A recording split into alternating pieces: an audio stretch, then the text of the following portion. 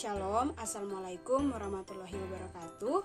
Perkenalkan, nama saya Novita Katiandago dari Universitas Pembangunan Indonesia, Fakultas Keperawatan.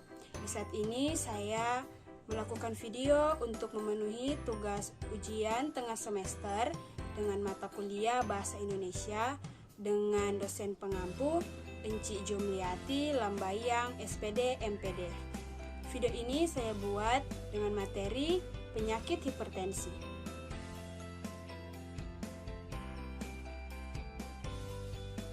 Apa yang dimaksud dengan hipertensi? Hipertensi atau biasa kita ketahui tekanan darah tinggi adalah peningkatan tekanan darah sistolik lebih dari 140 mmHg dan tekanan diastolik yaitu lebih dari 90 mmHg.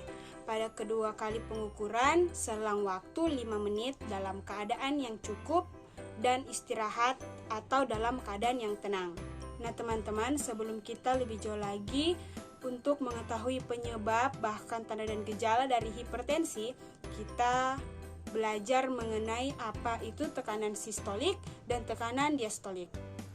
Tekanan sistolik yaitu tekanan ketika jantung memompa darah ke seluruh tubuh, sedangkan tekanan diastolik merupakan tekanan ketika jantung merelaksasi dan menerima darah sebelum kembali memompanya ke seluruh tubuh. Sekarang kita masuk dalam penyebab hipertensi. Penyebab dari kondisi ini tentu berbeda-beda berdasarkan jenisnya, yaitu hipertensi terbagi atas dua, yang pertama hipertensi primer dan yang kedua hipertensi sekunder. Kita masuk dalam hipertensi primer. Nah teman-teman, jenis hipertensi ini belum diketahui secara pasti penyebabnya. Walaupun demikian, ada beberapa faktor pemicu dari hipertensi primer, seperti riwayat keluarga atau genetik, gaya hidup yang tidak sehat, obesitas, dan lain sebagainya. Sedangkan hipertensi sekunder, penyebab hipertensi sekunder diakibatkan oleh kondisi medis tertentu. Salah satu penyakit yang cukup berkaitan dengan hipertensi sekunder yaitu penyakit ginjal. Kita masuk dalam tanda dan gejala dari hipertensi. Ada gejala yang bisa jadi dirasakan oleh penderita hipertensi. Namun perlu diingat juga, tidak semua penderita hipertensi akan merasakan gejala-gejala. Seringkali kasus hipertensi ditemukan pada pasien yang tidak bergejala.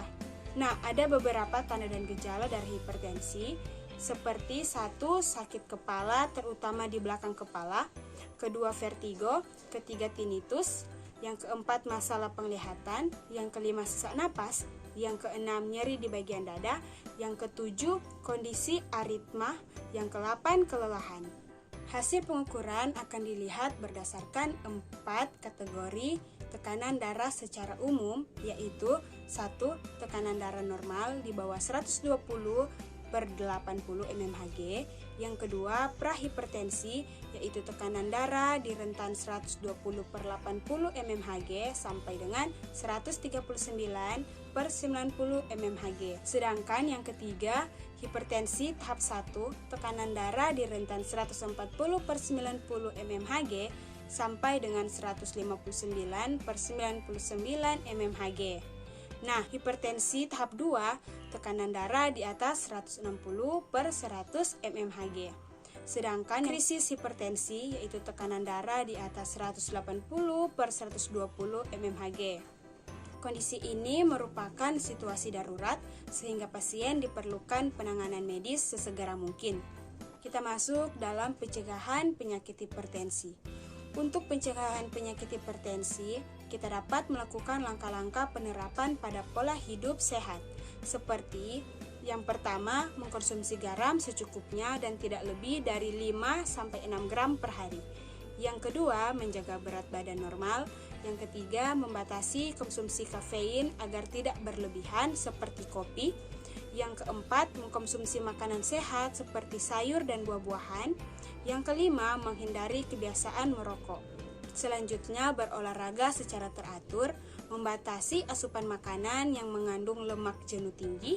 Selanjutnya, mengurangi minuman yang beralkohol, mengelola stres dengan baik, dan tidur yang cukup dan berkualitas. Hipertensi atau biasa kita ketahui dengan tekanan darah tinggi dapat menyebabkan berbagai macam komplikasi kesehatan yang membahayakan jiwa jika dibiarkan.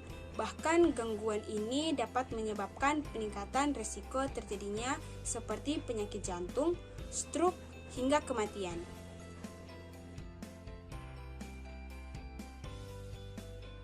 Kita masuk dalam gejala hipertensi. Kita masuk di dalam gejala hipertensi. Seseorang yang mengidap hipertensi akan merasakan beberapa gejala yang timbul, antara lain sakit kepala, mimisan, masalah penglihatan, nyeri dada, telinga berdengung, sesak napas, dan aritmia. Sedangkan untuk hipertensi yang berat, gejalanya bisa berupa kelelahan, mual dan muntah, kebingungan, merasa cemas, nyeri juga pada dada, tremor otot, dan adanya darah dalam urin. Pengobatan dari hipertensi yaitu terdiri dari perawatan diri dan diuretik, pola makan sehat dengan sedikit garam, olahraga rutin, dan konsumsi obat dapat membantu menurunkan tekanan darah. Untuk perawatan diri, latihan fisik, manajemen stres, penghentian merokok, atau monitor tekanan darah di rumah, dan diet rendah sodium. Sedangkan untuk pengobatan, penghambat enzim konversi, angiotensin, diuretik, penghambat beta, obat anti darah tinggi, pengeblok kanal kalsium, dan vasodilator.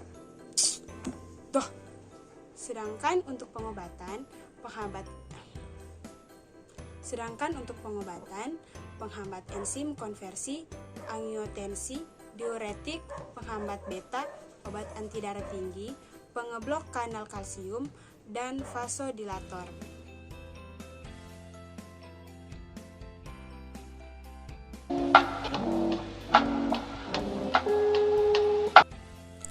Halo semuanya, Shalom, Assalamualaikum warahmatullahi wabarakatuh. Om Swastiastu, Namo Buddhaya, salam kebajikan.